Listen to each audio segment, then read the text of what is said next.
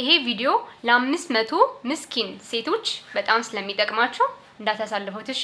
እንደውም ላይክ ፌቨራይት በማድረግ ጀምሩ። ምን መሰላችሁ? ከዚህ በፊት የሰራሁት አንድ ቪዲዮ ነበር ስለ ሜንስትሩዋል ፓድ ወይም ደግሞ ስለ ንጽህና፣ ስለ ሴቶች ንጽህና መጠበቂያ በተለምዶ ሞዴስ ስለሚባል ማለት ነው። እሱ ቪዲዮ ላይ ሴቶች ረጅም ሰዓት ሞዴስ አታደርጉ ለጤና ጎጂ ነው ብዬ የሰራው እያለ አንድ ኮሜንት ነበረ።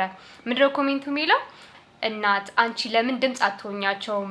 ፓድ ለማያገኙ ሰዎች ለምን ድምጽ አትሆኛቸውም ታዲያ ብላ አንድ ሴት ሰጀስት አደረገች። መልካም ነገር ማለት ነው። ከዛ አሰብኩበት ለራሴ ማለት ነው።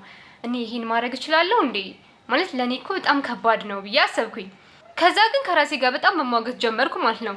እኔ ብቻዬን ኦፍ ኮርስ ምንም ማድረግ አልችልም። ነገር ግን የምጠቀምበት ሶሻል ሚዲያ ፕላትፎርም አለ አይደለ? እሱን ተጠቅሜ እነሱን ልረዳቸው እንደምችል አሰብኩ ማለት ነው። ስለዚህ ጋይስ አሁን ያሰብኩት ነገር ምንድነው መሰላችሁ?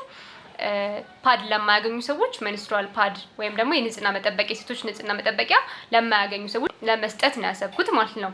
በመጀመሪያው ራውንድ ማንን ነው የምንረዳው? ሙዳይን ታውቁታላችሁ አይደለ? የህፃናትና የእናቶች መርጃ ድርጅት አለ። በአንዲት መልካም ሴት ነው የተመሰረተው። ወይዘሮ ሙዳይ የምትባል ሴት አለችና በሷ ነው የተመሰረተው እና እዛ ድርጅት ውስጥ 500 የሚረዱ ሴቶች አሉ። ለነሱ ነው የመጀመሪያ የምንደርስላቸው ማለት ነው። የሃይስኩል ተማሪዎች አሉ፣ እናቶች አሉ። እነዚህ ሴቶች የኛን እርዳታ ይፈልጋሉ። ወደፊት ደግሞ እነዚህ ተማሪዎች ተምረው ጥሩ ደረጃ ደርሰው ሀገር የሚጠቅሙ ልጆች ናቸውና አሁን ግን የኛን እርዳታ ስለሚሹ እንድረስላቸው።